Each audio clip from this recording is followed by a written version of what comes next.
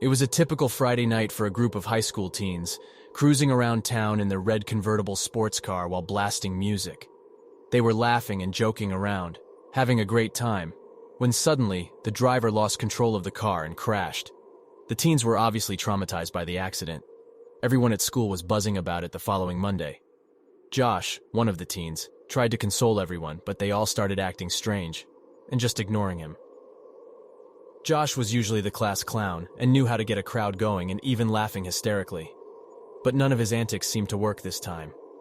He brushed it off and just choked it up to grief and trauma. After all, they had all been through enough after the accident last weekend. A month went by and Josh started noticing that even the teachers started acting weird.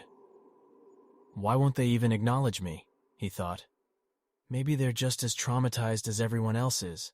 They say it takes time to get over something like that. Oh well, he said to himself. Maybe by this summer they'll be back to their normal selves again. Until then, I'll just try to do my best to help out.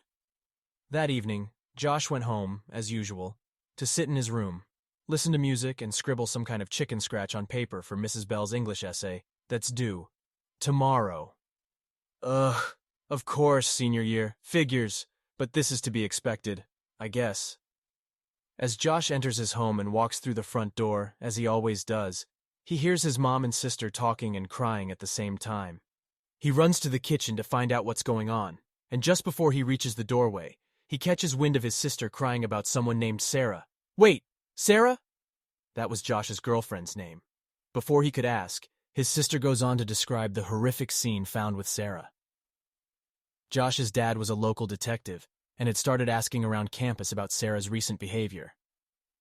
Josh's sister was one of the first students who had been questioned, since they were really close. From what Josh could gather from his sister's ramblings and his mom's uncontrollable crying, Sarah had sadly taken her own life, right after school. Josh's thoughts were racing and panic began to set in. What? Why? She seemed fine before I left practice and came home today. What could have possibly happened? Determined to find answers, Josh rushes over to Sarah's house, only to find her parents grief-stricken and cops still questioning the family members in separate rooms. He rushed upstairs to Sarah's room. It was taped off with police crime scene tape, but he somehow figured out how to make his way through it anyway. No one was around, so Josh decided to snoop around and try to solve the mystery himself. There's no way. I would have noticed if she was suicidal or depressed. Wait, she has been ignoring me a lot more than usual lately. It's like she... Oh, never mind. There was quite a commotion going on here, and Josh wasn't going to get into any more trouble than he already was. So he decided to head back home. Josh was sitting in his room, staring at the blank piece of paper meant to be the essay that was due tomorrow, and felt his head spinning. How can I write anything for Mrs. Bell? I just lost my girlfriend and I don't understand why. The next day, Josh was not his usual self at school. He had been up all night trying to figure out what happened to Sarah. He felt guilty for even trying to get some sleep, but no one seemed to notice. The whole school was buzzing about Sarah's death. In a fit of rage, Josh decided it was time for him to just get up and leave the school. On his way out, two girls were standing by their lockers talking. As he walked by, he heard one of them say his name. They're probably thinking they're next in line to take Sarah's place. Nope, I'm out of here, he thought to himself. Josh slammed the door with frustration and headed toward his convertible red sports car in the student parking lot. He could hear the two girls' blood-curdling screams coming from the other side of the door, but he was definitely not in the mood to go back inside to see what was wrong. They could be just doing that for attention, he thought, as they both were known to be high-maintenance attention seekers anyway. When he arrived at his house, no one was home. Good, he thought.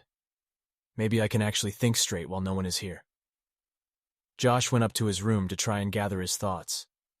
As he sat down on his bed, he noticed a few of his collectibles were missing from the shelves he had made himself, just for them. After a sleepless and restless night, there's no telling what he had done with them. The after effects of last night and the eerie silence started setting in as his eyes started becoming extremely difficult to keep open. Why fight it? I could use a good power nap, he said. When Josh woke up, his vision was a bit blurry but could also feel someone staring at him. A familiar voice broke the silence and said, Hey, sleepyhead, I've been looking all over for you. Josh couldn't believe his eyes, even though they were still a bit blurry. Was he still dreaming? Surely he was, but this seemed more like a nightmare. He closed his eyes again, hoping he was still asleep, and just dreaming. Don't go back to sleep! I've been waiting for you to finally wake up. Said that same familiar voice again. Afraid to open his eyes, but he did it anyway. Josh finally wipes his eyes to see Sarah sitting on the side of his bed. Her hair done up and makeup freshly applied, just like she always was at school. Sarah? How could this be? I thought you were… Wait a minute. What happened? Why didn't you tell me? Oh, I'm so confused right now. Sarah smiles innocently, and then she gently takes Josh's hand into hers. It was so hard to go on without you. I see your family is having a hard time too, She says as she gestures with her other hand around the room, showing Josh the empty walls and closets. Sarah went on. Everyone at school kept… Hold on. Josh interrupted her. What are you talking about? I can't believe I'm sitting here talking with a go… Sarah stops him by pressing her index finger to his lips. Shh, let me show you something. In the blink of an eye, Sarah and Josh are standing outside the stone church, in the middle of Millfield. Josh hangs his head and sighs. I know, this is where we were planning on getting married, but why are we here now, of all places? Sarah smiles mischievously and asks Josh. Do you know the part in the wedding vows where you say, "Till death do us part"? Josh, still confused, nods his head. Yes, of course. Sarah takes Josh's hand and then walks him over to the cemetery, then down a short but steep hill to where a recent grave was starting to grow little blades of grass through the clods of dirt. Before she could say another word, Josh's eyes quickly scanned across the letters written on the headstone. His heart sank all the way into his stomach. He felt sick, lightheaded, and dizzy. His mind began replaying the last couple of months' worth of events, and everything slowly started making sense to him now.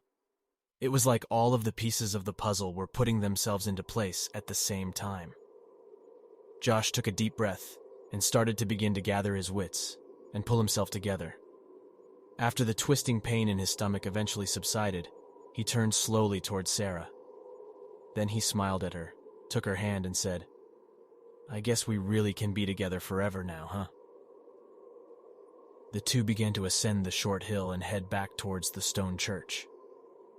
They both saw a familiar face at the entrance of the church. The red-headed teenager looked directly at them with a warm smile as he opened the large wooden doors, welcoming them inside. Come on in. It seems we have a lot to talk about.